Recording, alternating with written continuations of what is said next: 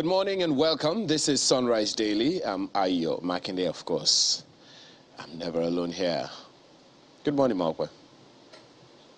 Oh, well, she'll be joining us in a bit. But first, just a quick one. Are you aware that you may now have to begin to pay a little more for electricity? Well, there's a background to that. In 2021, there have been increase in electricity tariff by the Nigerian Electricity Regulatory Commission 3 times, with the last one in January the 1st, 2021, which had an increment of about 25% and above. That hike meant an increase from 2 naira to 4 naira in some bands across the 11 distribution companies. Of course, many Nigerians protested, wondering why they had to pay more for less supply, and in some places, epileptic power. Only sleep outside. At times the day break, because there is no light. At least if there is light, we on our fan. But presently there is no any light. We normally sleep outside. Days later, the federal government suspended that increase, and now there's another increase. The Nigerian Electricity Regulatory Commission is giving Port Harcourt Electricity Distribution Company, Jos Electricity Distribution Company, Kano, Kaduna, Ikeja and Ibadan Electricity Distribution Companies approval to increase their tariff rates.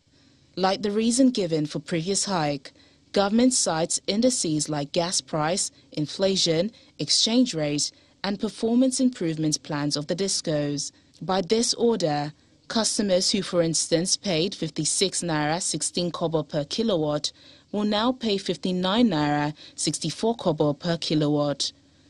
Judging by previous experience, small, medium and conglomerate business bear the brunt. So power is a big problem. As of March 2022, the federal government gives the figure of electricity generated daily at 8,000 megawatt, a far cry from the 40,000 megawatt that was the target when the power sector was privatized by the federal government on November the 1st, 2013.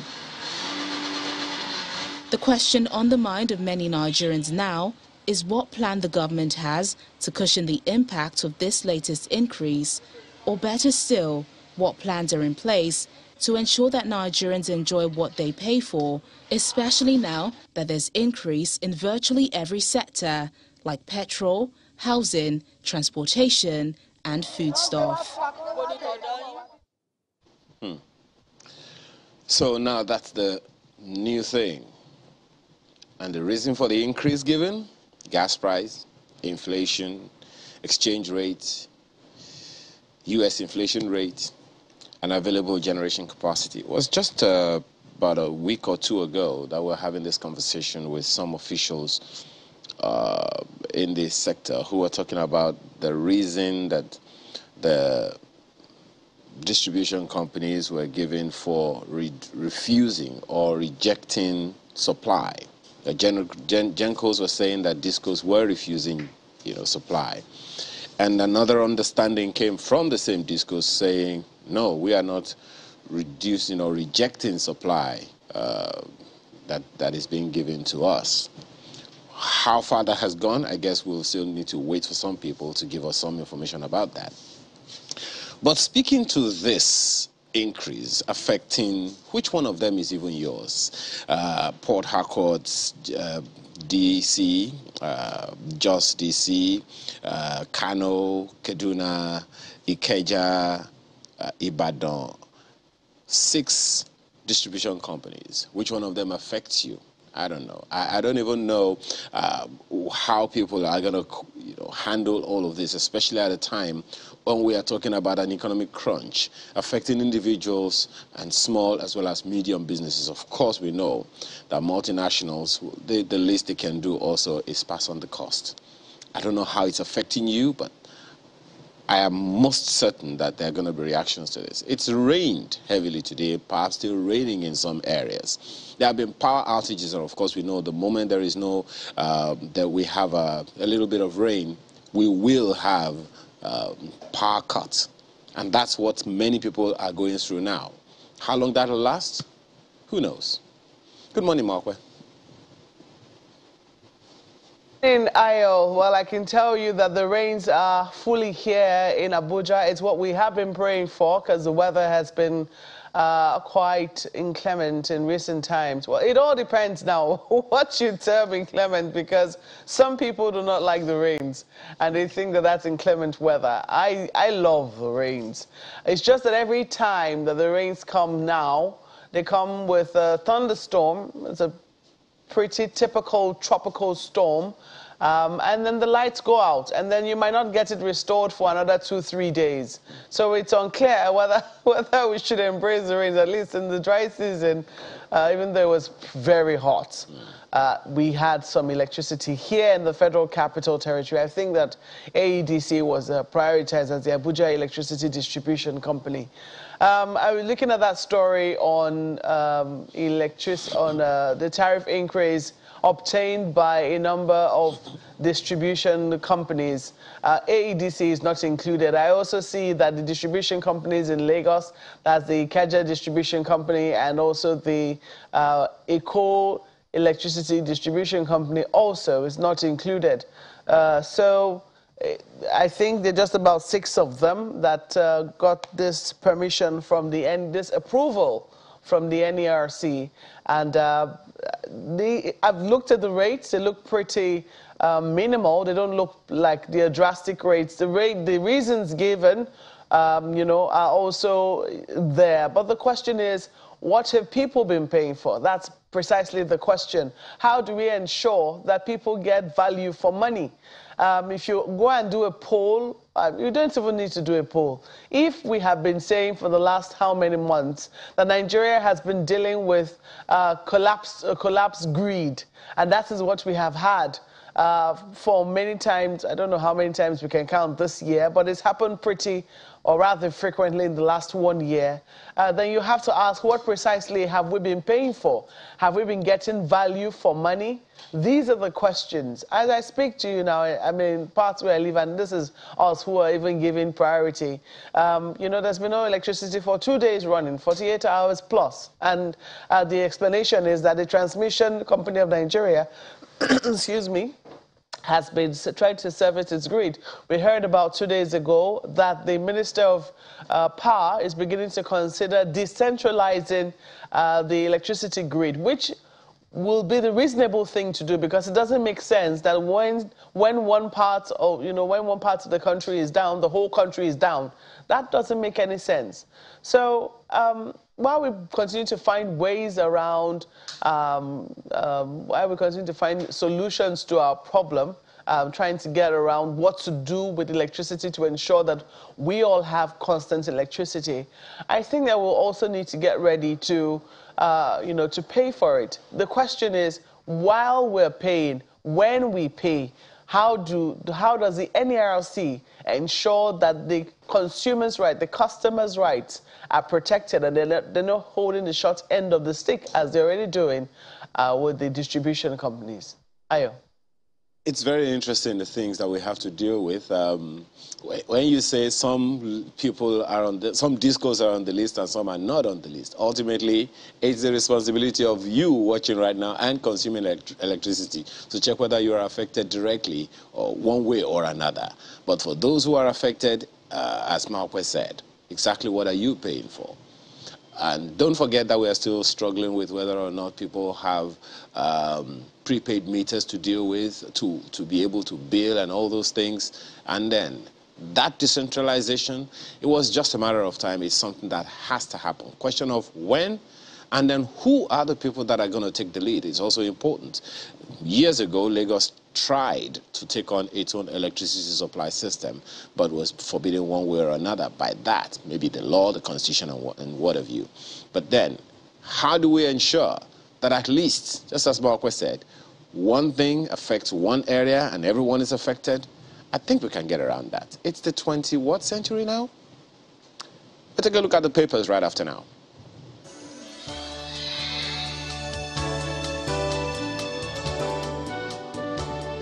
The Nigerian Tribune is our first pick this morning, and this is what you have on its front page. Why APC power brokers plot to jettison zoning. That story you'll find on pages 2 and 19 this morning. Push for northern candidate gathers momentum. South has ruled for 13 years in the Fourth Republic, according to ACF. No Igbo politician should run as VP candidate in 2023. That's ascribed to Ohaneze. Find the details of that one on the front page of the paper today. And right above the nameplate, suspense over APC Southwest leaders meeting with Tinubu, Osinbajo. Other story you'll find on page 5 of the paper. And there's this one that's been making the rounds. No going back on June 3 deadline. INEC reminds political parties. Find the details of that one on page 19. And right beside it, at the bottom of that page, ASU strike. Nigerians express anger as Vice Chancellor's wives plan to attend course in Turkey. That's the Nigerian Tribune this morning, Malcolm. Well, I don't know what the beef is for wives of vice chancellors. I don't know.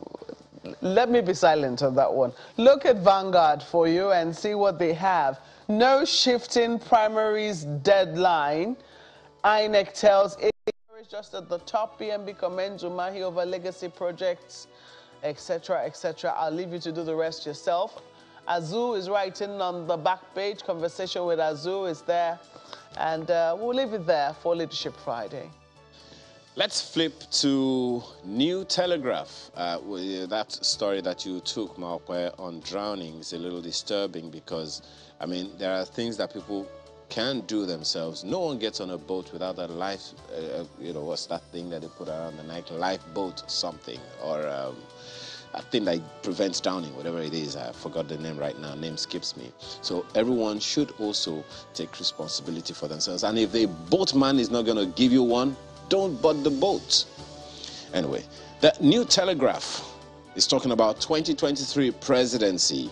North won't succumb to blackmail. That's ascribed to ACF.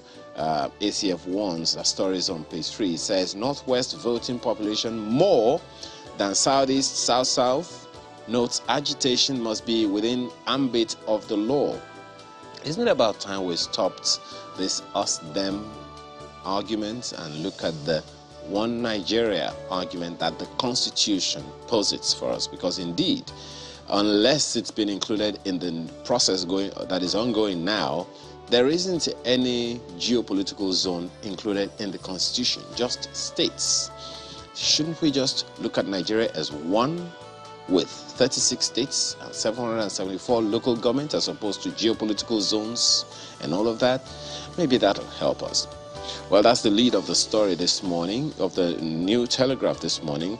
And right beside the picture on the front page, APC presidential ticket. Clerics turn politicians. Osinbajo, Bakare disagree on zoning. That story is on page 4.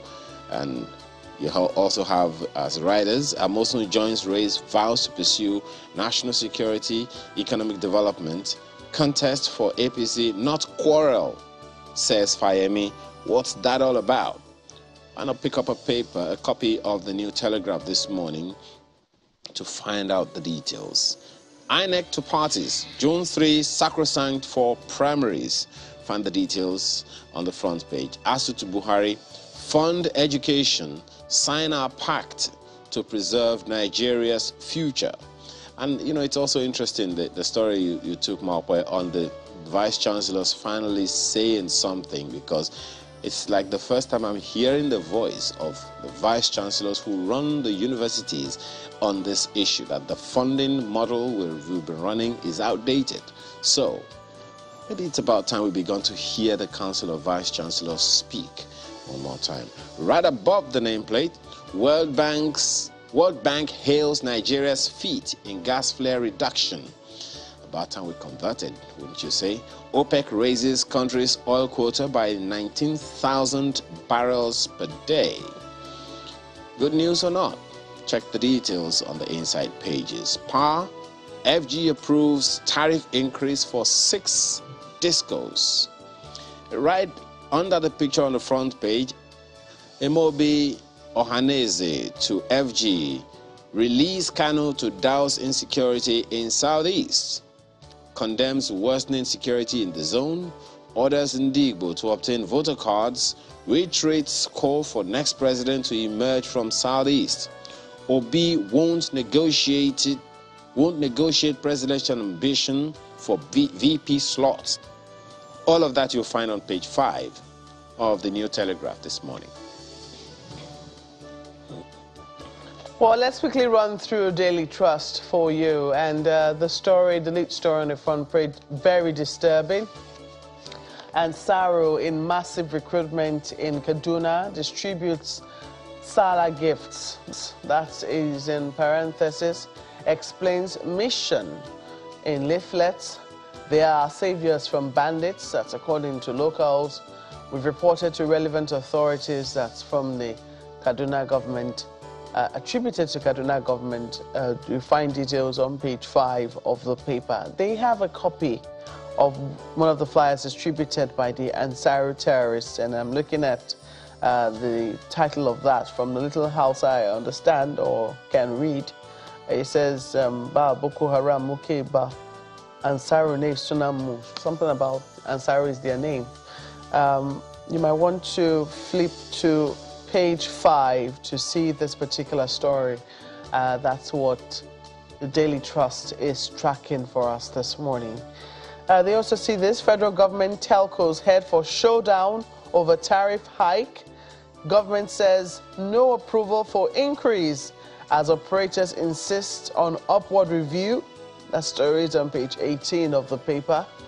18 die, 6 missing as canoe capsizes in Katsina. That story is also there. And yesterday we saw that tweet from President Goodluck Jonathan remembering his remembering the former president and his former boss and principal. A leader like Yar'Adua had to find. Jonathan remembers late president 12 years after. Well, he's done that every year now, at every memorial of the passing of the late president.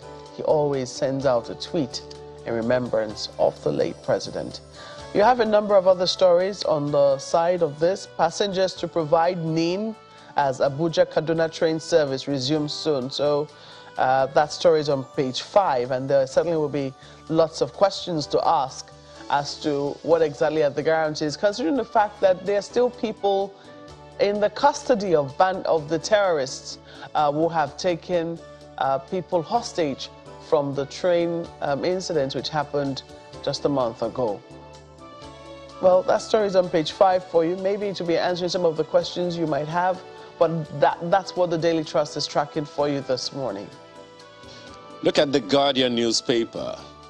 That's another story you'll find interesting. Buhari in Ebonyi. Igbo leaders demand Southeast presidency, Kanu's release. That story is on the front page, continues on page 6. As a number of writers, Igbo apex body rules out VP slots for Southeast. Obi's presidential ambition non-negotiable, says support group. Talk among yourselves. Excuse me. Biechina urges Southeast aspirants. NUPA. Igbo president will reduce tension in Nigeria. Group urges APC, PDP to zone presidency to Southeast. COSAIL threatens to sue APC, PDP if ticket is zoned to North. Find the details of that on the inside pages of the paper this morning.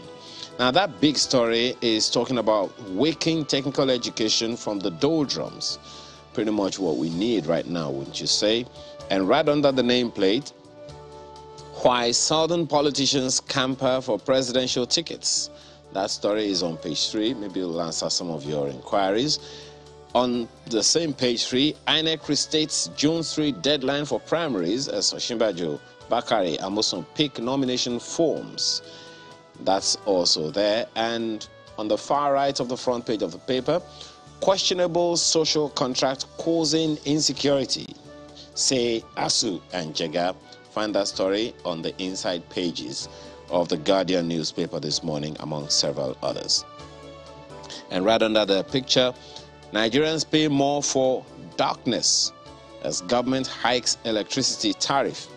that seems to be not in agreement with what you have on the front page of the Daily Trust, but we want to find out the details of what's going on the front pages of all of the papers this morning.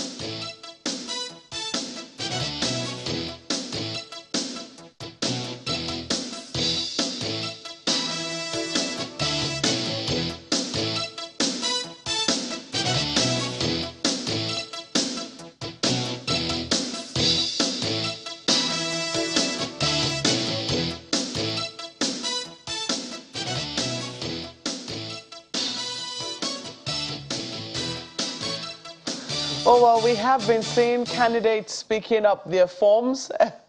Well, will-be candidates, because according to how they're called now, they're still aspirants. So we've seen that deluge of people picking up their forms at their party, or wherever it is their party has designated for them to pick up the forms. We have complained about the prices of those forms, but those who are picking them up do not seem to mind. 100 million naira for the APC and 40 million naira for the PDP. You have a number of other parties whose nomination forms are not that costly, but maybe they're not costly to those who are picking them up. But INEC yesterday issued a reminder that it is sacrosanct for them to finish their primaries by a certain date. The program we're hosting this morning, or the conversation which we're about to have, is also to remind you that there is a deadline for wanting to be an active participator, if there's any such word, in the 2023 elections. For you to be a participant in the 2023 elections as an eligible voter, you have to have your voter's card. There is a window for continuous voter registration, and that window is going to be closed by the 30th of June this year. The question we're going to be asking this morning is how far so far? Because we know that INEC has brought a number of innovations into it, but people are still asking for more. So we have somebody who should know about this with us this morning. Abimbola Oladunjoye is Deputy Director, Management Information Systems, ICT Department at INEC Headquarters. Ma'am, you're welcome to Sunrise Daily this morning. Thank you, Mokwe. Good morning, Nigerians. Good morning. Let me answer on their behalf. I'm wondering, when INEC decided to open up the continuous voter registration exercise, can you tell us if there were any projections as to how many people you thought were going to be, signing up to this exercise, and if we're prepared for it? Okay. Yes, while INEC was planning for the CVR exercise, we actually had a projection of about 10 million new registrants into the database of voters. Because between 2015 and 2019, we had a similar figure. So that was actually the projection, yeah. You're hoping that 10 million. So what exactly, where are we now? Have we surpassed that? Do you have up to 10 million, or do you think it's early days yet? Well, it may not be early days because we've done this for almost a year now. We've not gotten close to 10 million actually. But we've had over, between June and December last year, we had about 2.5 million registrants. By the time we did our duplication and stuff, we had about 1.3 million registrants. So between January and now, we've not had up to 5 million new registrations. And of course, we're going to run our deduplication process and stuff. So at the end of the day, I'm thinking we may not have more than 5 million new registrants, actually. I know why I say it's early days yet. Go and ask the ID card people. I'm trying to remember the name of the agency. NIMSI. Yes, and the registration process. They say that we're last-minute people, that we like to do things at the last minute. And so you never can tell. Do you anticipate that? Is that something that you think could happen? Yes. In fact, we're feeling it already. Because we've had 3 full phases. This is the 4th quarter of the registration. We started April 11th. And between April 11th and now, we've had over 2 million new applications, actually. Okay. Then about 1.3 million persons have completed such applications. So we'll have a surge, definitely. And then now we are no longer at our LG offices and state offices only. We now have registration centers at some wards that's at lower levels. So we're going to have more pops here and there. Okay, so you're expecting that surge. The question is, are you prepared for it? Yes, we are. Yes, I must say yes, we are. We may not have enough machines to go around all the wards at a time, but we have timetables. We have a schedule already for each of the local government area offices. So people now know when to expect machines within their vicinity. So we have machines, we have people, we have staff on the field. It's ongoing. And the interesting thing about this is that we also have our online system, which also eases off the tension that would have been at our centers. Okay, and I know that was one of the innovations you brought to bear, that people could register beforehand and then come to confirm their registration at the local government offices. Now you say that you have now decentralized and that you don't you're now finding ways to meet people. Where precisely would you say you are meeting people now apart from local government offices? Okay, so we have offices at our registration areas. We call them our RA centers, racks, and etc. So we have machines. Now, like I said, each local government area has 2 or 3 machines roving around the wards. So there's a schedule. Okay, if you're at Ward A today for 5 days, then the next 5 days will be at Ward B, or we can be at Ward A and Ward Z at the same time. So there's actually a schedule of such rotations at the local government area offices. And then we also have the information online. You can go to locator.inecnigeria.org, and then you select your local government area. That's the state and the local government area. You see the schedule of our registration process, how the machines will move from one RA to another. So you can also book and schedule your appointments there. Okay. Yeah. I'm looking at a place like Abuja, and I know that, residential areas are pretty scattered. Abuja has a thing, excuse me, Abuja has a thing about estates. And we found out that, not a lot of estates have polling units within them. So how does it work for those kinds of... It's not your typical local government area that's got maybe little villages and wards in those villages. How is it scheduled for a place like Abuja, for instance? Okay. We have polling units everywhere now in Abuja. You remember sometime last year the commission created 56,000 plus polling units. Indeed, there was a delineation. Yeah. And we had a lot. We had over 1,000 of such in the FCT only. In the FCT. So virtually every estate, every location now has a polling unit. So what we advise people in the FCT is don't go do fresh registration. You can go apply for transfer.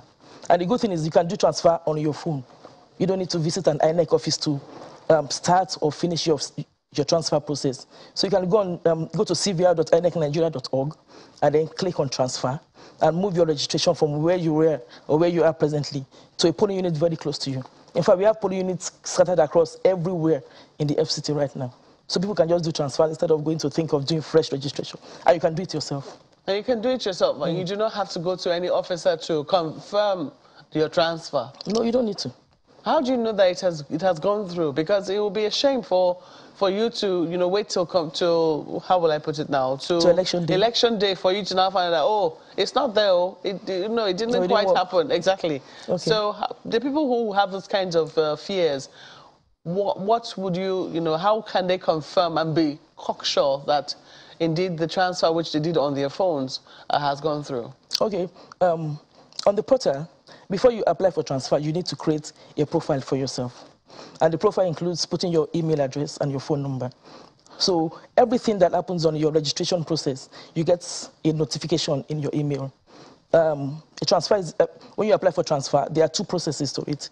The electoral officer needs to approve. Then the electoral commission, resident electoral commission of that state approves. So it goes through the stage 1 and the stage 2. So as each of these things happen, you get a notification in your email. And at regular intervals, you could log into the portal and then check the progress of your registration. So you do it yourself, you can see it yourself. Just log into the portal, check, and you will see how your application is going. And by the time your PVC is printed, we'll also send you an email and possibly an SMS. They will send you an email to let you know your PVC is ready for collection. You have to print another PVC again? Yes, for transfer cases, we are printing PVCs for them because the locations would have changed. On the PVC? On the PVC, yeah. I see. What about for those whose PVCs are missing? Okay. We also have such service on the portal. In fact, the portal renders about 6 different services. So you can do a pre-registration, you can apply for transfer, you can apply for missing PVC. That's for PVC reprints. You can also get to know the location of a center close to you. You can do a review. You can just go on the system and, okay, I want to just review myself, check my details, because now we are also accepting, taking in new additional information from people. Things we didn't have before, like your level of education, your state of origin, and some other things. So you can just go there and review yourself. So we have 6 different things you can do on the portal. Yeah. Why is it so difficult? Because I'm looking at it, it looks like you're almost doing the same work with NIMC. I mean, a lot of the information which you require is what NIMC already has. And with the aggressive registration process that NIMC has started, why is it so difficult for people to be able to use their national ID cards to vote? Okay. So one, we have some peculiarities in terms of the data we collect. Now, to be able to vote as a voter, you must be registered in a polling unit. Now, NIMC does not collect such data. NIMC does not have such in its database, does not collect such from people. So we need to, you need to be assigned to a polling unit. Actually, at the long run, because NIMC is doing an aggressive drive to have all Nigerians registered. And we are hoping that with the federal government plan on the modernization of biometric databases, at the end of the day, after this whole process, once NIMC has a full database, then we're going to start working fully with NIMC. And then you don't need to come for biometric data capture. All you need to do is go to NIMC, capture your biometrics, then INEC, you come to INEC, you give us the NIN. In fact, we are collecting NIN now, so if you have your NIN, you can submit your NIN. So you come to INEC, drop your NIN with INEC. INEC now pulls your data from NIMC and then assigns you to a polling unit. That's what's going to happen at the long run. But for now, we are not there yet.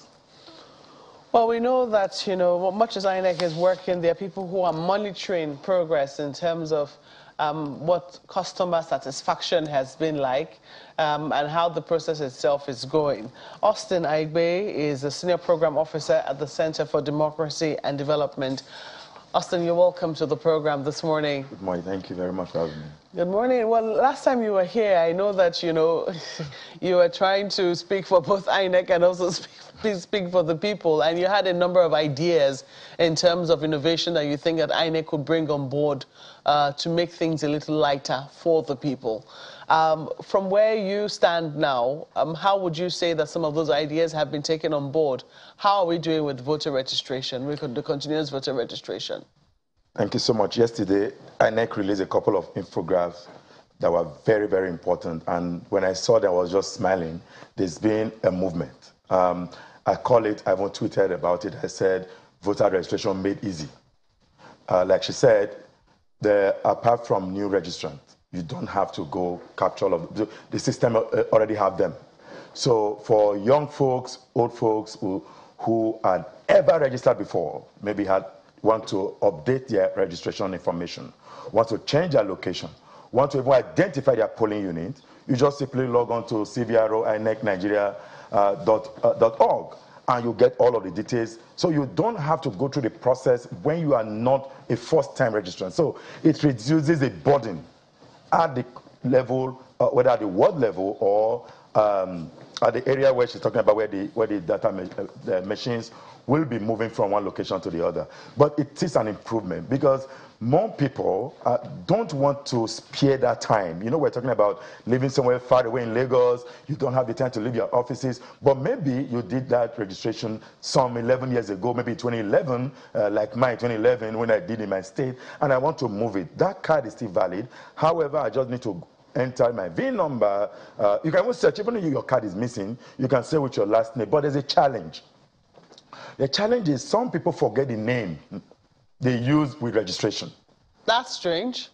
Did their names change? So if you have two names. Maybe let me use my name, Austin Aigbe. And maybe I have Omoruyi somewhere in between. My first name is Omoruyi. And I'm going to now search with Omoruyi Aigbe. It's never going to find it.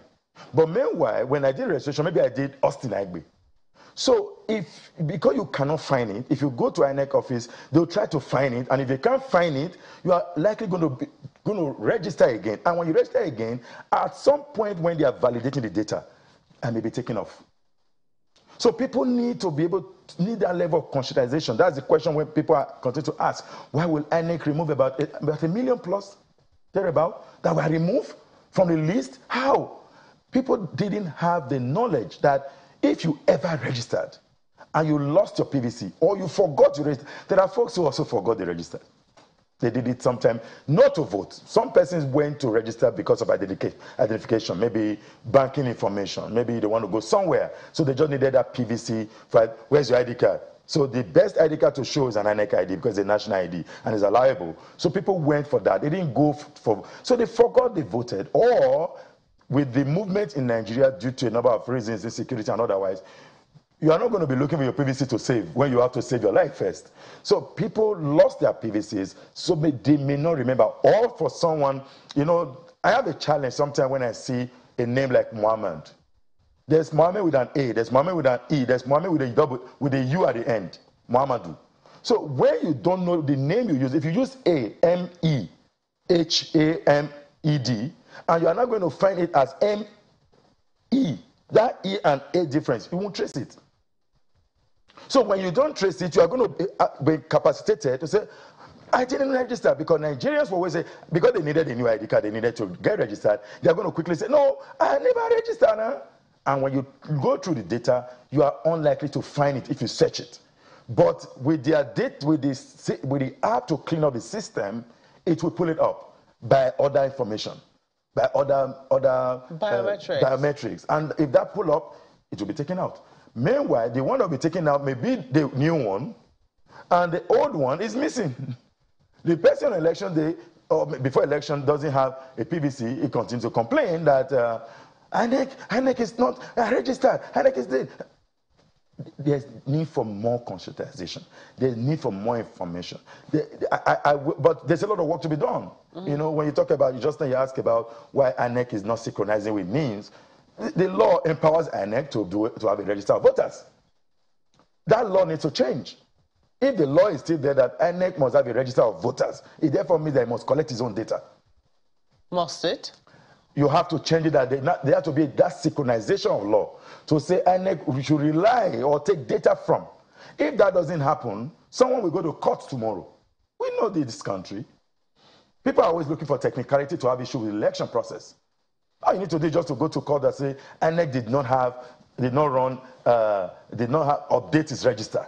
Therefore, the people who turned 18 were disenfranchised. You know, all manner of things. And court processes may take as long as forever. And if the court then agrees with the person, then there's a challenge.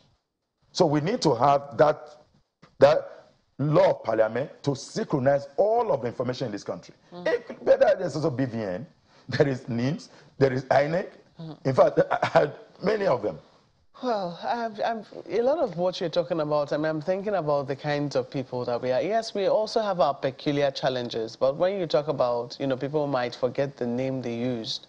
When it's not like as if you got married or, you know, you decide to... It's weird, right? Yeah, I mean, how can you forget the name? Since you have been born, shouldn't it have been one name? If you did change name at any point in time, you can always say, okay, if it's not the name I'm currently using now, maybe it's the name I had before. Can I shock you? But to forget the name that you used... Can I shock you? We have issues like that. You can confirm that. In fact, I had one yesterday. What is?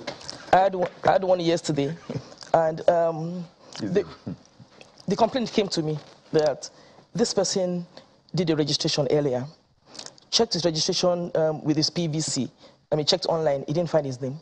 So he went to do another registration sometime in January, sometime last year. So we ran our deduplication process in January, and his PVC didn't arrive. So they brought this case. So when we checked on the system flagged that new registration, the one he just did, as double registration. So it was like, but I didn't find the old one. So I went to do a new one. In fact, it became like a case of, oh, there's somebody chanting me in INEC. Why can't I find my details? So I checked. Yes, I didn't find the first one. The second one was already classified as duplication. So I was trying to locate, okay, no, this man must be somewhere in the register. Why did the system flag him? I checked nationwide. But lo and behold, what we noticed in his case was he actually put a doctor before his first name. So he had, that's why, I mean, we don't take titles, but maybe, you know, some of us like titles a lot. So he put Dr. blah, blah, blah as his first name. And then he puts in fact, the names were not in the sequence that he thought he put them. So it didn't come out. So we could not, so we had to just do a lot of search to enable us find that registration. And he said, so I guess he had even forgotten that he did that. So actually had 3 registrations on the system. And then I guess maybe the old one was not the correct one because things may have changed. His location may have changed and stuff. Another thing also is people forget their date of birth. A lot of people. Yesterday somebody was in my office and I said, which date of birth did you use? That's what I asked. That's what I asked them. Because a lot of times people they'll tell you, okay, no, it's 1976. By the time you search, you don't find them. They'll say, okay, try 1978. Oh, okay, try 82. And some along the line, you end up finding them. So people use multiple dates of birth. And in order to streamline the search, like you said, you have a lot of Mohammeds, a lot of people bearing same names. So we also request for your date of birth to enable us to streamline the name search, you know, to one person. So you find people don't know which date of birth they used to register. So a lot of people can't find their details, can't get to update their details. And this is not strange. I mean, date of birth, we already know why we change dates of birth. People do not want to retire at the time that they're due for retirement. And now that companies require 21-year-olds to be the ones with 10 years experience when they're looking for work. And you see that ASU is on strike for how long within the tenure of when a student's supposed to be in school. You finish school at maybe 26. And if you're not 21, the companies wouldn't take you. Maybe there are all manner of challenges, peculiar to us as a people. I mean, just the other day, my doctor was telling me about how, you know, when she asks people how old they are, they say, do you want my real age or do you want the one official age? Do you understand? And she was saying, this is your doctors. You cannot be asking me that sort of question. How old are you? It's how old are you? So I really don't know. Sometimes our problems are self-inflicted, or what do you think, Ayo? Well, Mark, you will be amazed to find out that it's not only civil service or whatever it is that makes people change their ages. Don't forget we have football age, and then there's so many other people who are not footballers who've never been in civil service, and yet they have different dates. Well, that's a conversation for another time.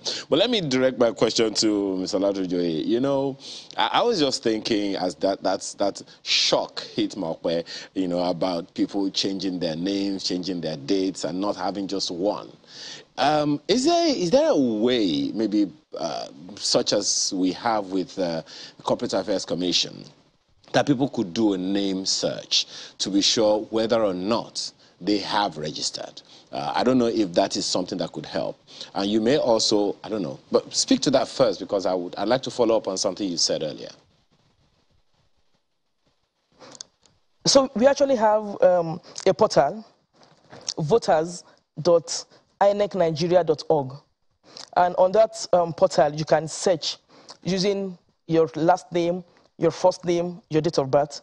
Or if you know your VIN, you can search with the state you registered and your voter identification number. So it's there, voters.inecnigeria.org.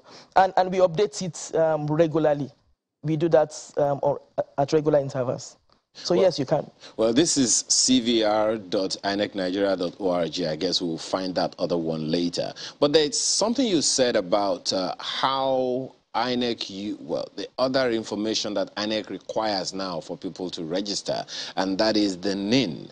And I understand from my experience, you know, getting my national identity number, that it has to be uniform with every other information that you have. In fact, every agency of government, from what I understand, require your national identity number ensure that the name that you have on your national identity number must correspond with every other data that you give out. You want to get a passport, for instance, and you have supplied your NIN, that's your national identity number. The details, the information you give to NIMC has to correspond in order for you to get a viable or a verifiable passport. Is that something that INEC is also pursuing? Maybe that will help reduce the challenges that people have getting their PVC. Okay, so we don't do a validation with the NIN supplied. Yes, NIN is supplied. We take your NIN if you have your NIN. For us, NIN is not compulsory yet. NIN is not compulsory yet. But if you have your NIN, we accept your NIN, but it's not a compulsory field. And we don't yet do validation with NIMC. Like I said, it's an ongoing process. Somehow, some days soon, we should get there. But for now, we accept it as part of the data that we collect from voters, if it is available. Something in the same vein, you know, my colleague asked that question about people who live within certain estates who may not know the location of their ward, where they are supposed to vote and all of that. Now, that challenge may also arise in the process of voting. You talked about that, you know, when you talked about people going to register and all of that. My experience, you will have to forgive me, I was looking for the ward closest to my home. I just had to choose one, because thankfully I had someone who was almost always home to know, okay, this place is not too far away. So there might be challenges with people locating the closest voting location to them. Is there a way to guide people in that regard? Yes, there is. On the INEC website, that's inecnigeria.org, there's a polling units menu there where you can click and see all the polling units in the country. You select the states, and then it shows you the wards and then the polling units under each of the ward. So we have it on our website. You can go to the website. If you go through the website, you'll see a place where you can click, and then it tells you the polling units that you have nationwide. So you can search yourself and know which polling unit is close to you. Before I go to Mr. Igwe, let me quickly ask you, what are some of the challenges that you have had in this process of helping people to get registered? We'll come to some of the details later. What are some of the challenges that you have had that you need people to understand in order to make the process easier for them and for INEC?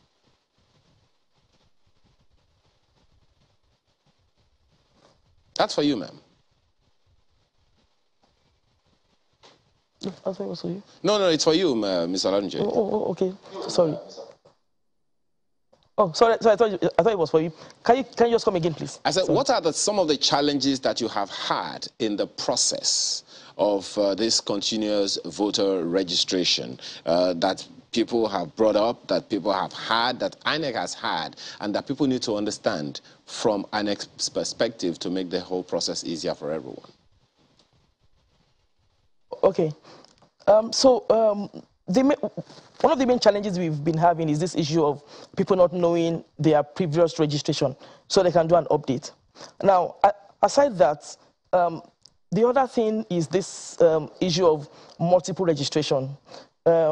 Yes, it's a punishable offense, but the fact still remains that people need to know that when you do multiple registration, right now we have a much better deduplication process that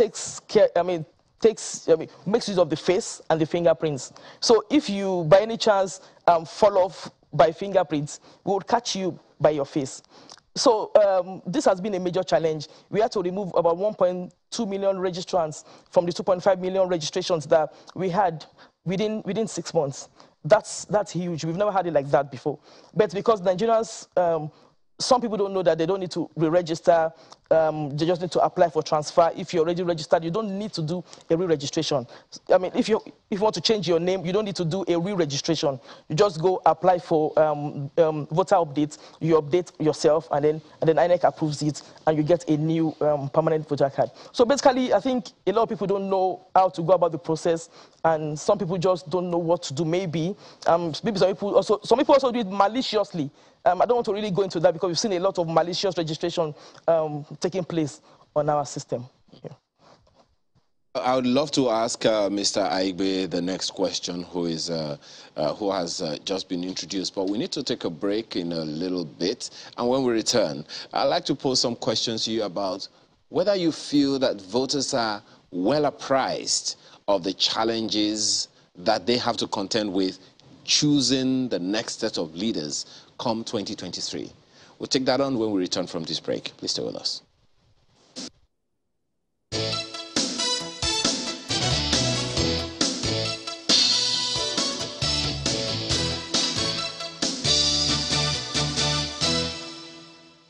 Thank you for staying with us. Well, Mr. Aigbe, do you think the voter is ready for 2023? I am saying that in the light of not just getting a PVC or getting registered to vote, but in terms of the entire cycle of voter education. Perhaps people don't even know what things they need to be able to make the appropriate decision for the election of next year. That question is an important question because of the current state. And you see the hurricane of candidates in these political parties, particularly major political parties. One party having, for the very first time, over 20 presidential candidates who has doled out 100 million naira to secure those forms. So it brings to fore that the Nigerian project is becoming a very big one, and our citizens need to be upscaled in terms of their reasoning. It is about time that we cannot afford to go through the kind of challenge we had in the last 8 years or 7 years, as it were, that we then will have to go beyond just not political party affiliation isn't just enough. And I think people are already looking at that now. The last election does show some the kind of ambience which you expect in 2023. In the FCT election, you would expect that the ruling party would have grabbed most of the local election, the area council, as it were. But at the end of the day, surprisingly, there was an upturn, and people were, oh, this is exactly where we're heading. So people are beginning to look at the face of the candidate. The face of the candidate. What can the candidate bring to fore? And going to Ekiti is going to also show, because in terms of the way election has improved, it continued to either affect voter apathy or improve turnout. So when people see Ekiti as now we have a new electoral act, Electoral 2022, that gives INEC certain powers to ensure integrity of electoral process. For example, transmission of results. It is no longer an INEC supposed goodwill to put the IRF and upload results. It is now mandatory that INEC should transmit results. So even though we are still waiting for INEC guideline for the election, this Ekiti will show an improvement if there's that level of transparency, and we see the citizens look at the level of integrity in the process. It will impact on Osun, and then the conversation going to 2023 will be upscale. What is important is that all eyes are right now on Ekiti election to show to Nigerians that indeed the commission is ready and want to walk its talk, that no PVC accreditation, no voting. So even if you go to Oluwole to go get a PVC and it cannot be authenticated by the PVC, by the BVAS, the candidate will not vote. Or although we may have some challenges anyway, but it will be better, as it were now, there is no incident form.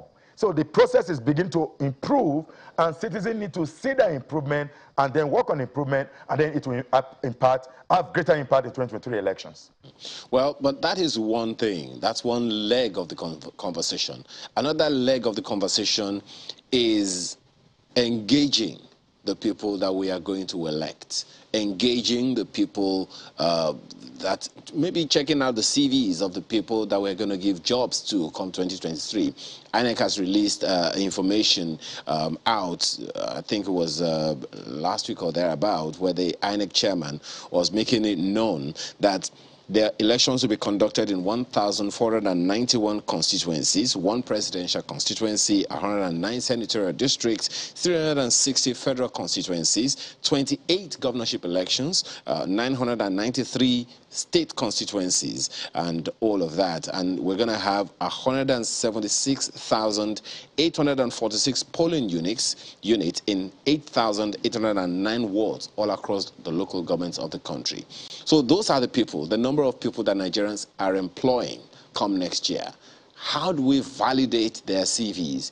Is it possible to do that before they become candidates? Now they're just aspirants. The citizens don't vote in party primaries. So the party members who hold cards, who are party members, decide who their flag bearer is. It will then be the citizen to tell the party candidate that the ones you chose are not okay for us. So as citizens, we'll be to interrogate those who make it through the party primaries.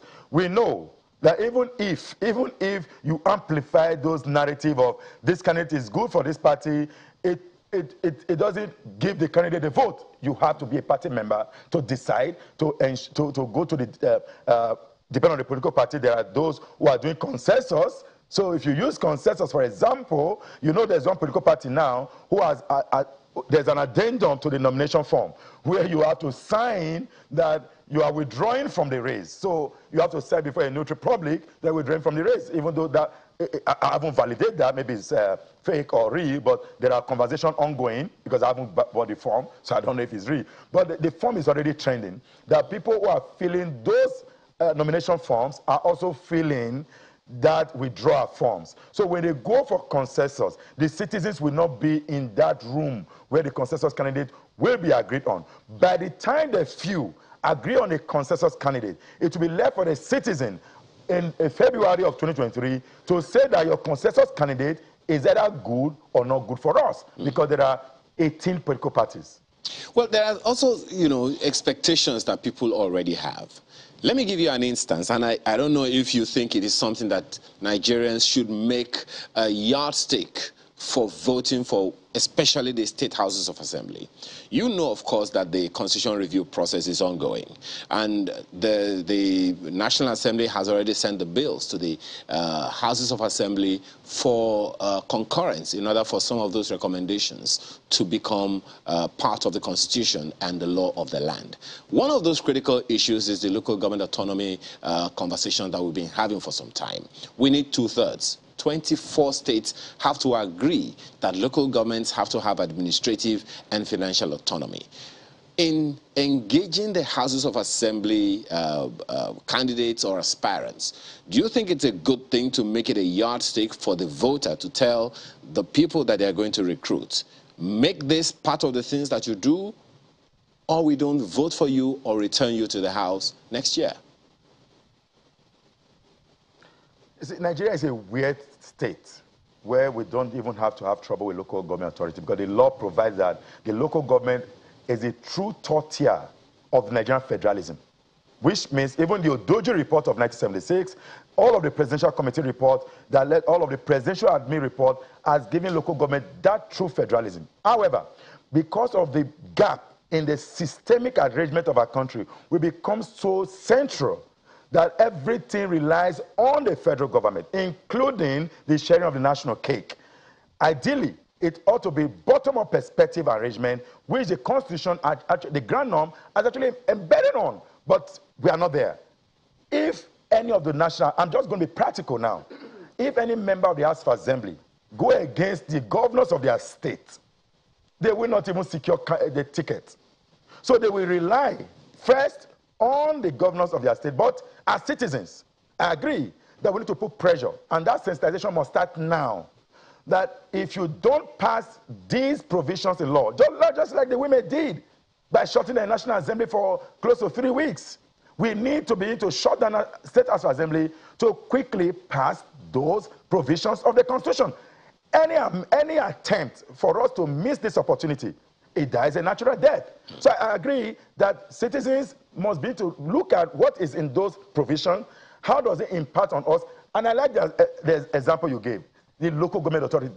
As far as we are concerned, personally as I'm concerned, local government administration theoretically is my area because I believe in federalism. We don't run a federal system in this country because the local government has assumed under the state to determine an election of a local authority. The state governor must do it. One particular state, because the governor needed the delegates from the local administration. Within 2 weeks, he wants to run a local government election. And certain individuals went to court, and the court said, no, you can't do that. There has to be this provision of time. What I'm saying in NSS is this. We must push citizens. It is not just enough pushing, it requires some conscientization. You talk to a citizen that, do you know this will impact on you? Many citizens will say, just like those who may not remember the name they have on their voter registration, will tell you, and they don't talk now. We have a responsibility. Media, civil society, all of us, we need to work together collaboratively to conscientize, to motivate, to galvanize support, to move citizens, that we need to take the knowledge of the Constitution to them to see where the benefits are. That if the local government is autonomous, it has greater impact on development, because that is the only government that is closer to the people. But you now see in this country that members of the House of Representatives are performing the role of local government by what we call constituency project. And when the law was being proposed in National Assembly, we went against it to say, no, you don't have that. You don't need to do that. Empower local government to do those responsibilities. Okay. They are closer to the people. The person far away in Imo, in Zamfara, in Edo, in Calabar, the local government chair of those authority knows the greatest challenge of that local government. Okay. They should be responsible to bring development closer to their people. Okay. Well, let me ask Mr. Olatunji the next one before I throw it back to my colleague Maupe in Abuja with you right there.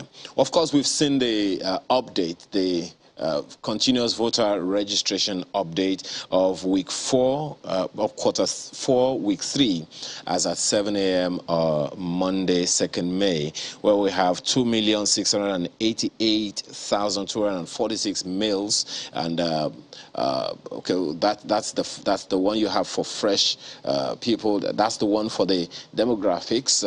2,688,246 for males, and we have more females registering newly, and we have people with disabilities as well as 3.74 million youths in the process. But there's a question that a number of people are asking. If you go, by the way, to Sunrise Daily's Twitter handle right now, Sunrise Daily Now, you'll see a deluge of questions. People asking all kinds of questions about challenges that they may also be having. Some are asking, for instance, can you ask the INEC woman, what about people who want to do change of name or addition of name, if it is possible to do it online or on your website? Yes, it's possible to do it online. Virtually everything you want to do with regards to your registration process can be done online. Apart from the fact that if you're a fresh registration, a fresh registrant, you need to capture your fingerprints. The only thing you need to go to our office to do is your fingerprints. So if you need to do an update on your registration details, just go to the portal, that's civria.inecnigeria.org, and then you see, you create a profile for yourself, or you log in with your Google Mail, and then you see an option where you can select updates, voter updates. You just go to that part of the site, and then you can do any updates to your registration details. They don't need be it name, be it your date of birth, and etc., occupation and everything. Yes. They don't need any documents from the court for name change. They don't need newspaper clippings. They don't need police report. For those who have lost their So if you've lost your PVC, yes, you need a police report. There's a section where you can attach relevant documents. If it's a name change, you can use your court affidavit or newspaper report or your marriage certificate or whatever to prove that. Yes. Okay. But you can do it all online. Okay. So you heard that. You still need, for those of us who were thinking that we could get around getting the police report, you still need one. You have to attach it when you go to that website. But at least when you do have it, you can actually get it. You can attach it to. You can do it from the comfort of your home, your office, or wherever it is that you find yourself.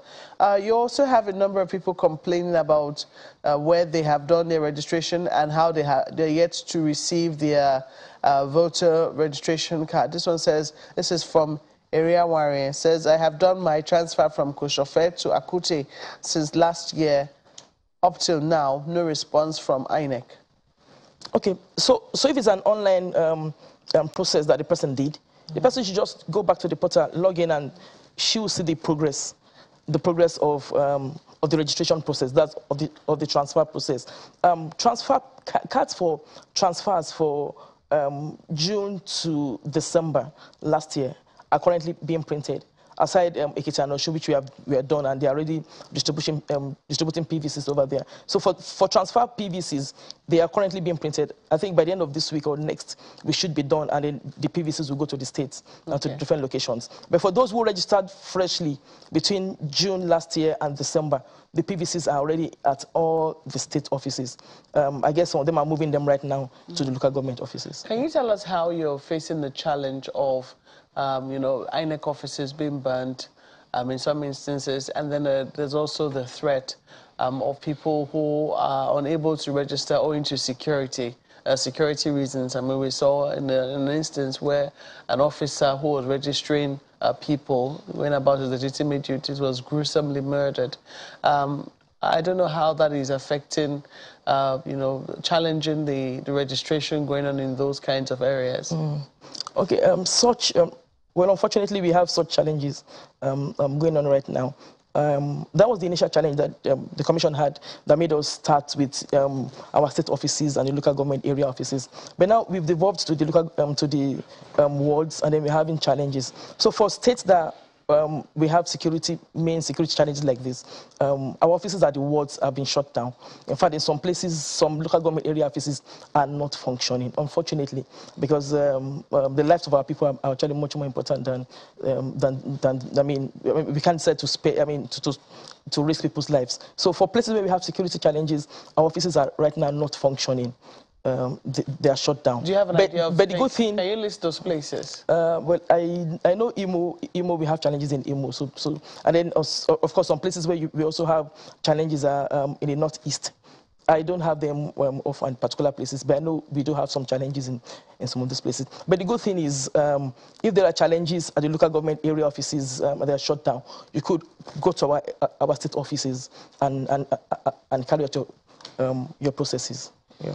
Austin, I want to quickly ask you whether you're satisfied with the publicity that we're getting even as this process is about to wind down. We understand that they'll be rounding off at around June the 30th, I believe.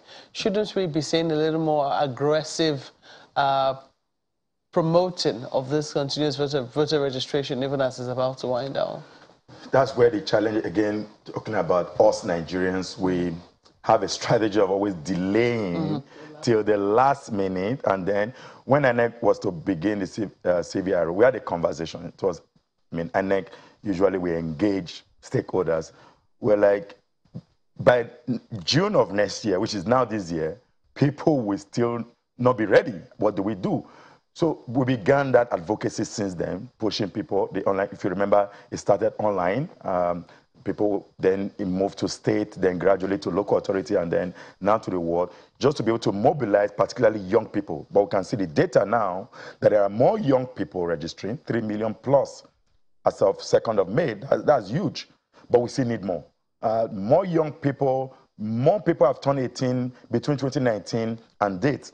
They need to go up now. Start online, then gradually you have it done.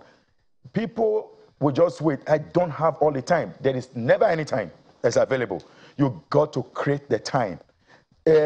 When it's a day to the last day, you're going to see a surge.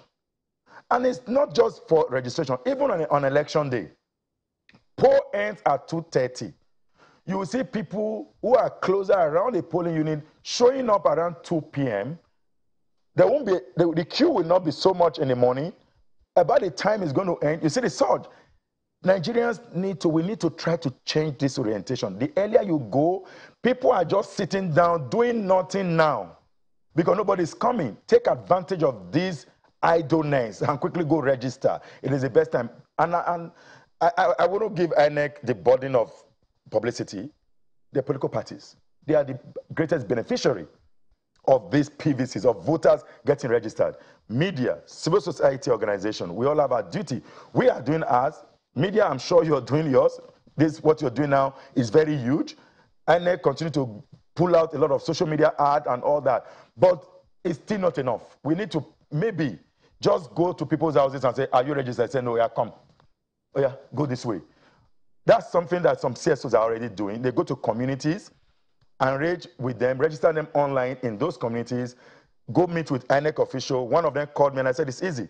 Go to INEC office, state office, because you're talking about FCT. Go to INEC state office, try to meet to see the rec. If you're able to see the rec, even if you're unable to see the rec, see a less officer that this is what you intend to do. Go to those communities, register like 100 people online, then liaise with INEC, pull in the machine, and get them registered once.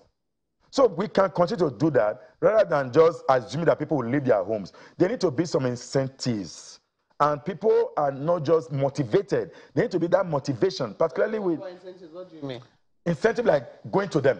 Okay. Going to them, registering themselves. Giving them that level of... Clarification is extremely important. Well, gentlemen and lady, we have certainly run out of time. I have to thank you both for coming on Sunrise Early this morning. Abimbola Oladunjoye is the Deputy Director, Management Information Systems at the ICT Department of INEC in the headquarters. Thank you so much for coming on this morning. Thank you, it's my pleasure. And Austin Aigbe is the Senior Program Officer, Center for Democracy and Development. Austin, thank you so much for coming on as well. We'll take a break right now, and then our focus will be on the political parties themselves. How ready is ready? In just a moment, please stay with us.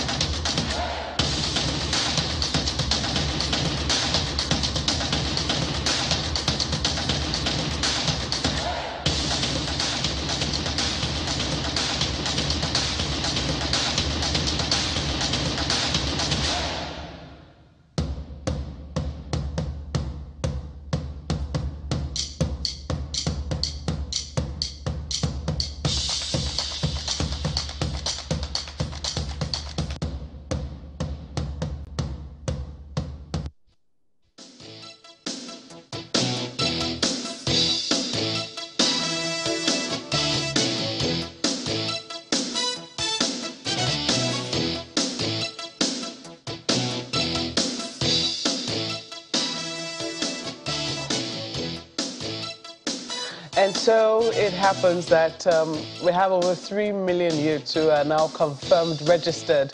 Even though I was looking at the data as released by INEC, male, female, and then people with living with disabilities, and then you now have youths, as if, you know, there are no males and female amongst youths. But it's an interesting demographic. Maybe, I mean, we should have also clarified what age brackets this youth category will belong to, but generally it is accepted that they'll be between the ages of 18 and 35.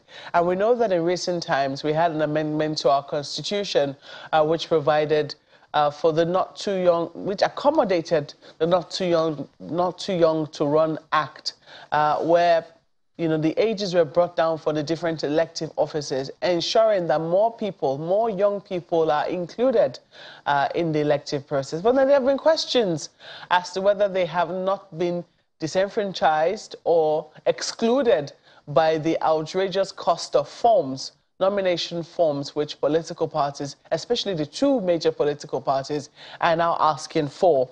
We have Andrew Abu here with us as a member of the All Progressives Congress, the APC, and we also have Andrew Enatome, who is a member of the People's Democratic Party, and also the Chief of Staff to the National Youth Leader of the PDP. Gentlemen, you're welcome to Sunrise Daily this morning. Thank you for having us. This panel should actually have a young lady, because that's the problem, you see.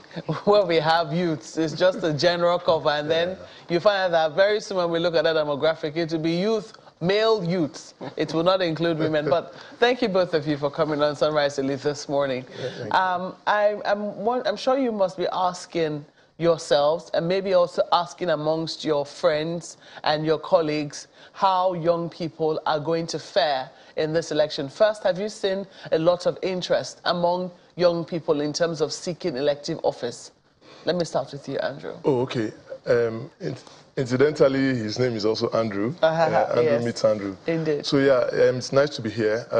So, you know, elections and becoming an aspirant, you know, in a political party is a serious business. Indeed. Okay, and you have to, you know, plan for it over time. You know, it's not something you just jump on the fray because you think, I mean, it's open and you have to also run for it and also, yeah, most of the young people we have, and by the way, the APC is a party that, you know, you have a lot of, you know, young people who participate a whole lot in the activities of the party.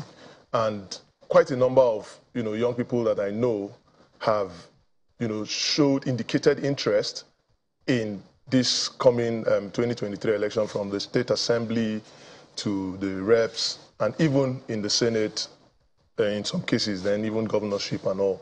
And these are very serious-minded people.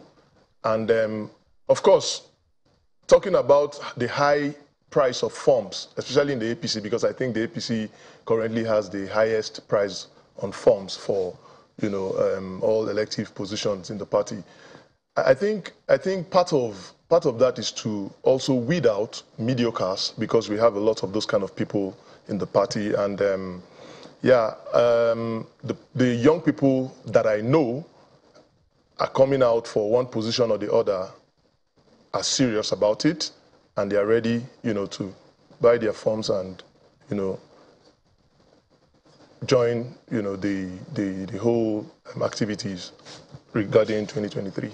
Yesterday, within the ranks of your party, we saw a young person, a young president, or relatively young to the rest of everyone else who's picked up their forms, relatively young in that sense, pick up a presidential nomination form. He said your party had provided a 50% discount. Yeah. But he said it was on the nomination form, not the expression of interest.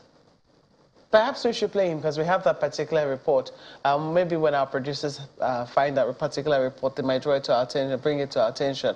But I was wondering, are the two forms separate? I mean, yes, don't they broke automatically it down. go together? They broke it down. So for presidential, which is 100, 30 million for expression of interest, then 70 million for nomination forms.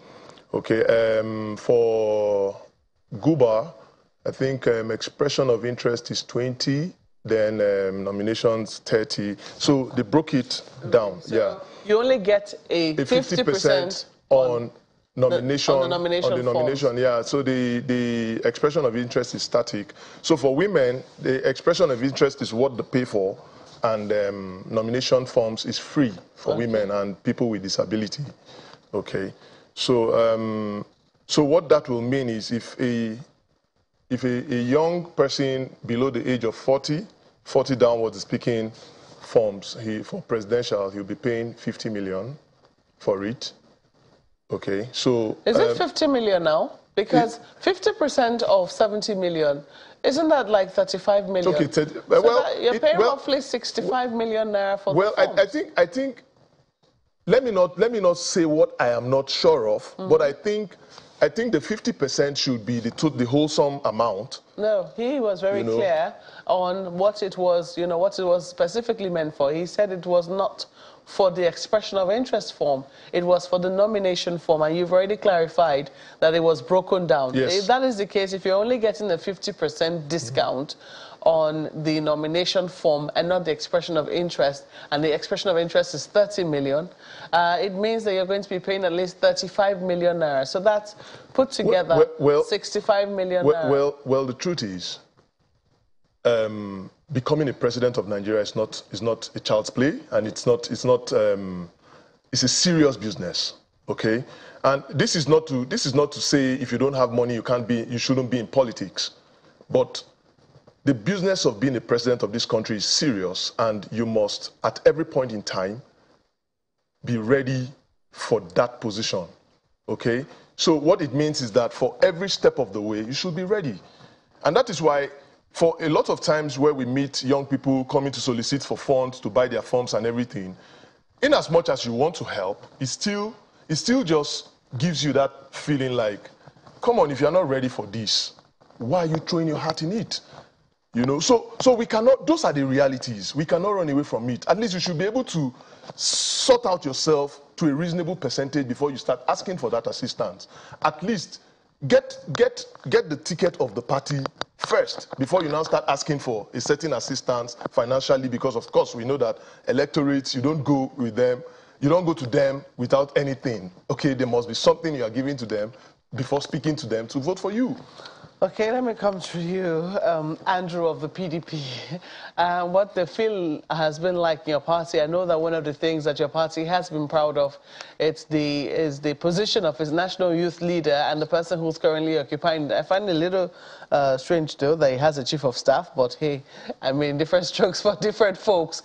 So what exactly has it been like? Has that been able to rouse some excitement within the youths of your party as to how they're going to be participating in the elections? Absolutely. Thank you for having me this morning. It's actually been an awesome moment. It's been an awesome time in our party, and there's a whole lot of revolution going on in our party. The atmosphere is changing since the emergence of Prince Mohammed Kandede. We've had so much diversification in terms of the way the party system operates, because in the history of Nigerian politics, this is the first time we'll be having a young lad, coming into politics at that level and that kind of age. And it's somebody who started politics very, very early. At the age of 13, he was already involved in grassroots politics, a very strong grassroots politician. And that have played out, that brought him to limelight where he is today. And since his emergence as a national youth leader, that have changed so many things among the National Work Committee, the BOT. You talked about diversification. What exactly has diversified? A lot of diversification in terms of affirmative action as regards giving attention to the youth. Like, for the first time in our party, you can see that we are making form practically free for the youth. Look at the price of form, and I know a whole lot of work that youth leaders have done to ensure that we got the price that we're getting right now for the youth. What's the price you're getting for the youth? From 30 years, it's you're paying 50%, which is 600,000 naira.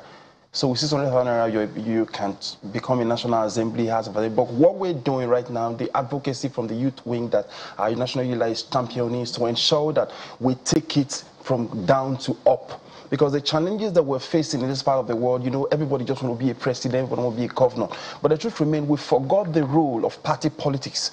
And if we must get our leaders, if we must understand and play in the system effectively well, we must come in through party politics, make it much more easier for us. Because the system has been designed in such a way that the youth have been marginalized. Our generation have, been put aside.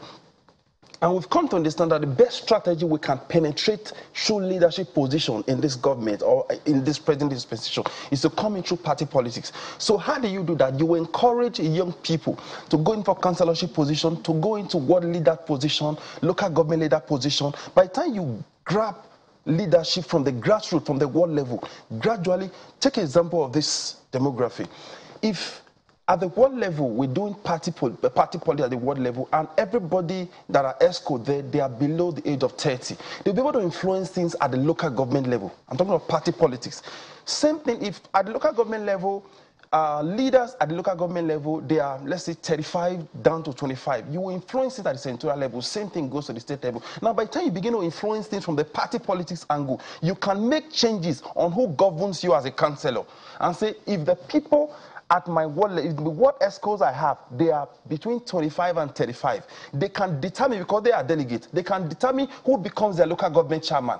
And they can say, oh, fine, if we, that the delegates are between 25 to 30 or 35, we want a local government chairman that should not be above 35 or between 35 and 25. They can influence who becomes the National Assembly member who represent their constituency. So what we are championing from the youth wing since the emergence of our youth leader that brought victory, we want to ensure that since he came in through party politics, let's influence youth, young people, to go into party politics so that we can influence things at the elective level, the main politics. So if you come in through that level across political board, I bet you to take over hands of affairs in this country. So you are encouraging young people to go for elective positions at the lower level? Yeah, through party politics, so that they can influence things at the main election.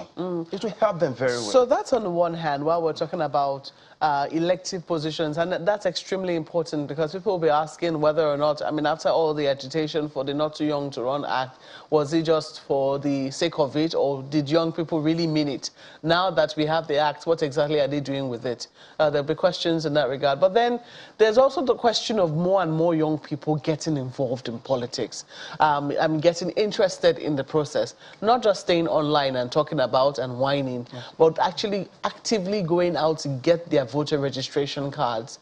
How is that drive coming along in politics? Because when I asked, some of the experts this morning, they did say that that should also be the responsibility of political parties because they are the greatest beneficiary of the votes that eventually come out of the election. So how are you pushing that within your political parties that more and more young people get registered, be active and at least own a voter's card if you're not going to join political parties at the minimum? Absolutely. How is that going? Yeah, that's the place of sensitization. By setting up structures down to the grassroots level, which I earlier said, when you're able to sensitize people, now you have to come in, make them understand the importance of their votes. We've been so discouraged in this part of the world at the political level that we felt that voting is a waste of time. And that is what we're trying to discourage. We're discussing something before we came into the studio that, look, if you look at the elders activists that are before us, the strength, the vigor they have, the energy they have to pull through is gradually declining. Handing it over to our present generation. Now, we are pulling through. Now, and we are getting discouraged because there's always a divide and rule that our elders always do among the young generation. I come from a student union angle, from an activist angle. So the game of divide and rule still plays out among this generation, like just throw chance for them and they'll be divided. Now we felt, okay, there is a need for the young generation to come together and speak with one voice. And what will be that voice? That's your voter's card. And if every youth in our demography have this voter's card and can actually put through and said, we want a youth, irrespective of where you come from, irrespective of your financial status, we know what you possess, we know your potentials, we know your qualities, we want you to go and represent us. Because The only people who are full of witty ideas, creative inventions and innovations is from our generations. So we cannot just sit down and be complaining that our elders are not giving us chance. So let's get involved. Fine, all of us cannot be in elective position. Now, I'm asking how that is going. I'm glad that you're pointing out the fact that more and more people are getting discouraged. Yes. You know, and getting disenchanted. It's the young people who are traveling out of this country in droves. Yeah, the ones who are going through the Sahara, you know, and getting lost, you know, in the sea. They're big issues. Only recently, just yesterday, we hosted the NANS president here, and he was talking about how, you know, ASU has not been attended to. Young people are at home, sitting down at home. But that is also, that could be an advantage. Maybe that's not the kind of advantage we want to promote. Because, you know, there's been that challenge of how, when, I mean, talking about tertiary institutions, young people register, maybe they register in school. On elections day, they are at home because schools are closed, and oftentimes universities are closed. They are asked to go home and vote, you know. But how do you do that? I mean, so do you think that this could be an opportunity for young people? Because now they're at home. They might as well register at home now that the schools are currently closed. That's the more reason why young people need to get angry. They need to take up the bull by the horn. He said the violent take it by force. He said, does anyone want to build a tower? Let him sit down first and count the cost. And what is the cost implication of allowing same politicians, as in our leaders, you know, that have not brought innovation and changes? What's the implication of allowing them to stay at the corridors of power? The implication is that things will get worse. So if you get angry in the spirit and make up your mind that, look, I can't fight these people, but the only tool that I have is my voter's card. So whatever it takes me, let's just do it once and for all. So within our folks, within our cycle, we can talk to ourselves. So most times, the saddens are hard that you see on election, you see young people go to play ball. But I'm happy that a lot of people are beginning to come into political limelight. That is the essence of even reducing form that PDP is doing. That's the essence of discouraging high cost of purchase of form for young people so that they can get involved. So at least, if you can even raise form, we can see how we can galvanize. Like, if you look at what we're doing from the youth angle, we are trying everything within our reach to ensure that young people are given platform opportunities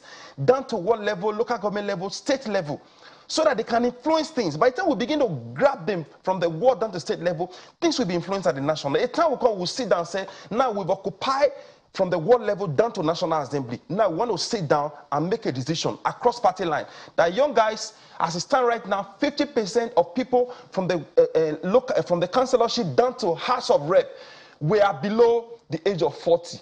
We want to determine who becomes our next president. I bet you things will change drastically. Well, it's the same. It's a workable principle. I've listened to the same arguments sitting on this chair for women as well. Because, you know, when you're talking about young people, I have to ask, does this include women? Are you including young girls in this conversation? Just wondering. So for me, most times when I talk about young people, I'm always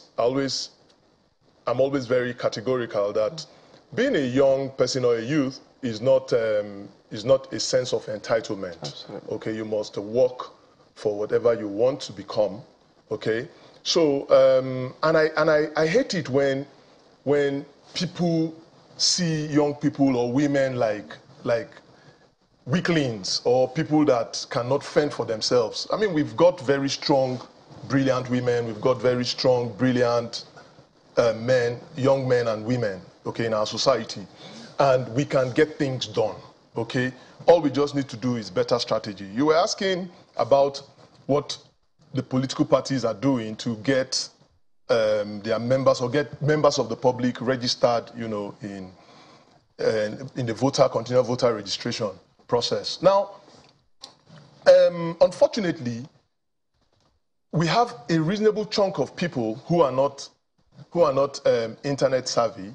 You know, and now the mode of registration is you have to do some online registration before, you know, you go for data capturing in the offices, INEC offices close to around where you stay. Now, what the APC is doing is we're putting together people in different wards who can assist these people who are not savvy, who does not really even understand, to help to fill these forms, because it's not as easy even to us that can do these things. You know, I've tried a couple of things on it, and it's not that easy. You know, so yeah, so we want to have people. We're putting together people that will help people to register, so that all they just need to do is to go to the INEC office for capturing, which is, you know, fingerprint, and I mean, those ones are things that you have to do yourself. Nobody's going to help you to do that. So yes, that's what the APC is doing. Now, we have a situation in this country where the demography of the women and the youth, so the youth is categorized into men and young women. Okay, so but most times when we talk about, it'll be interesting to see that breakdown, because I mean that youth, I do not just like that label at all. I think we should ask for a further breakdown. It says male over 2.6 million, female 2.7, and look at this. I mean, females 2.7, okay. Male 2.6. People living with disabilities 45,412, and then youths. It doesn't say male or female, 3.7. It would be interesting to see whether there is a greater number of female youths, okay. Or whether you have a greater number, because that should also count for something. Yeah, I agree. I think why those emphases are laid most times is simply because so for most political parties, because of course the work INEC do is to moderate elections for political parties, basically. So most political parties have a women wing, okay? So most times, and for young people, they always have this, look, you can, and that was why it was difficult when in the APC, a female, you know, to be precise, Renshola Abiola, when she came out for youth leadership, most of the challenges she had when she was consulting with stakeholders and all was, you people cannot have a women leader and still want to have a female as, you know, youth leader and all of that. And so you'll be, a lot of people felt you'll be taking what, the only thing we have, you know, especially for young men, from us, away from us and all. So yeah, so young men believe that the position of national youth leader is theirs. So because I'm clarifying that. Well, that is what they think. Okay. Okay. So and that is why you will hardly even see. Aside from even the youth leader, there's still deputy national youth leader, then there are zonal youth leaders. You hardly even see a female be one of it, because you still have women leader and zonal women leader. Now, the zonal women leader, anybody can, currently the women leader in APC, Dr. Betta Edu, she's less than 40. She's less than 40, she's about 36, 37, okay? Then at the zonal level, you have women... I think we'll need to confirm that information. Do you have that confirmed? She's less than 40. Well, I think she can speak for herself. Okay, she's less than 40. When we see her, we'll ask her. We know she's young, though. She's young. She's young, vibrant, and everything. So she has even taken a spot that is supposed to be for the older women. Okay, so now women have a lot of things going for them in the political party. Okay. What is the lot of things? I would like you to confirm on this lot of things. No. You just started something and you must finish. I think I will be against that. No, just a moment, because that debate also came up within your own political party as well. I know that this is not about women. Yeah. But it is very important that. So I'll be categorical about APC. Yes. Okay. When you look at your NWC, how many positions actually are occupied by women? Now you see, most times when we talk about positions. And I always say this, if you don't come out for a position, you will not get it. Absolutely. Okay? Agreed. What I'm asking is, because you've talked about how men think, certain positions, or young men think certain positions belong to them. You've also confirmed that even the deputy position of deputy did not go to a woman. The zonal heads, none of them are women. So tell us, now, at the NWC level, how many positions do you have for women? So, how many positions are currently occupied by women? So no position, apart from the women leader, with the constitution of the party have not even categorically stated if it is going to be a female. Okay, now the point is, if a woman wants to run for publicity secretary or something. You've answered my question. Okay. I mean, you have answered I think that the answer you've given is sufficient, that no position, apart from that of the national woman leader, is it's currently occupied by a woman within your political party. And when I said that... Which says a lot, really. But at the end of the day, people have to go for positions to get it. There's nothing that says a woman cannot be the publicity secretary of the APC. Okay? Now, when I said the party, the APC in particular has been very, very fair to young people and women. That's the truth. So a House of Rep candidate, aspirant, for instance, is paying for expression of interest form, which is just ₦1 million, okay? And that is all she's going to be paying. While her male counterpart that is above 40 is going to be paying 10 million for it, okay? So I think that your opening statement said something to the effect that, you know, women and young people should not be looked upon as if they're weaklings. Exactly, and I agree. And I agree. Things for themselves. And I still stand by it. Yeah. I still stand by it because, see, it has caused more troubles for us than gains. That's the truth. Because at the end of the day, so at the level I am, if they announce me as a DG tomorrow, just the way it happened in the case of the EFCC chairman, a lot of people were like, that small boy, that young. Do you understand? So it just gives, and forgetting that in the First Republic and during the military era, the people that ruled us then were in their late 20s and early 30s. Do you think that because I'm looking at I have asked this question of women as well. Do you think that the challenges which are confronting young people today, do you think that you need to work across party divides? To be able to surmount this challenge. Now let me just quickly ask him this, because he hasn't said much. Do you think that you need to work across party divides? Absolutely. To be able to surmount some of those challenges? Absolutely, absolutely. I think we should get to a stage where we come together as a body, as a team, and say, okay, irrespective of our political affiliation, religious affiliation, what's our vision? What's the vision that drives the young people? What do we want to achieve as a young person? What's our aim and objective in this country? What are we looking at? Where are we being disenfranchised? Then let's come together and speak with one voice, irrespective of anything. How possible is that, considering just how, when I look at social media, you have to ask, it's young people who mostly occupy the space, and they would seem that they're the most divided along those lines. So how possible do you think that is? It's extremely possible. We practiced it during the EndSARS, and young people came together and, we pulled through. So I think if we have this little space that we've been agitating for, we can still put through.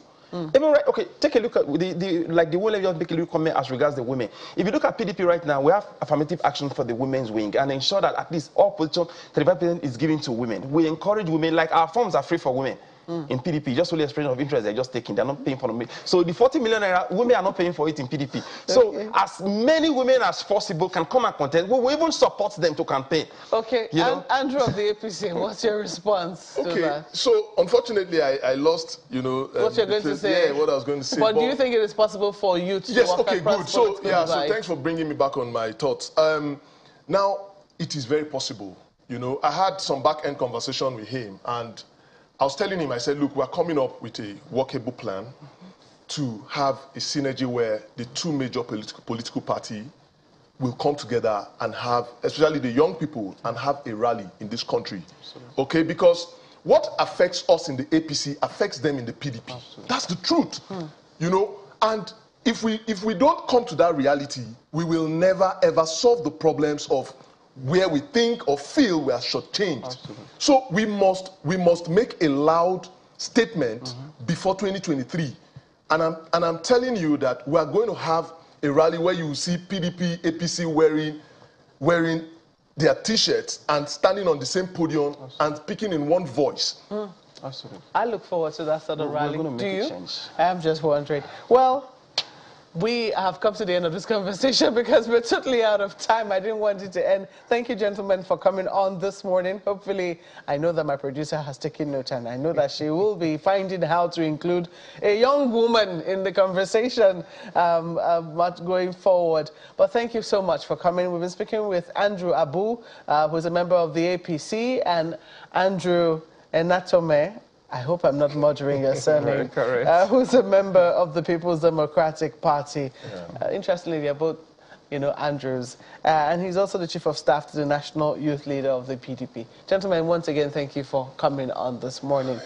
We have a few tweets from you. Olagunjo Oladele is talking about youth participation in politics. He says youth participation in politics still has a long way to go because our psychology has been affected by political and economic phenomena and will not fully transform until we end the material institution, the stomach infrastructure that continues to traumatize our youths.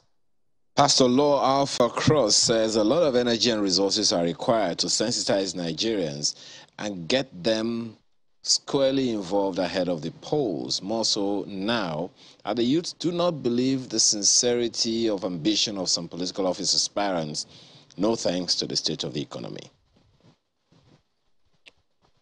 And Professor Enakena says National Orientation Agency, CSOs and INEC must work assiduously to break down the details and the importance of participating in electoral processes. Attack on INEC offices in eastern Nigeria, if not stopped, will disenfranchise a lot of people from participating. Well, we have to thank you so much for being a part of this conversation this beautiful Friday morning. You do not want to know what the weather is like in Abuja, Ayo. It's cool and lovely, perfect weather for a cup of tea or coffee, you know, and for many of us here, it's still holiday season, so people are still snuggling under their blankets and trying to keep warm. I hope you enjoyed the conversation. Thank you for participating anyway. We wish you a lovely weekend. I'm Malkwell going, Yusuf. When you were talking to the two Andrews there, I was wondering which one is first Andrew, second Andrew, because we have first Samuel, second Samuel, and all of that. Anyway, have a wonderful rest of your weekend. I'm Ayo Makinde.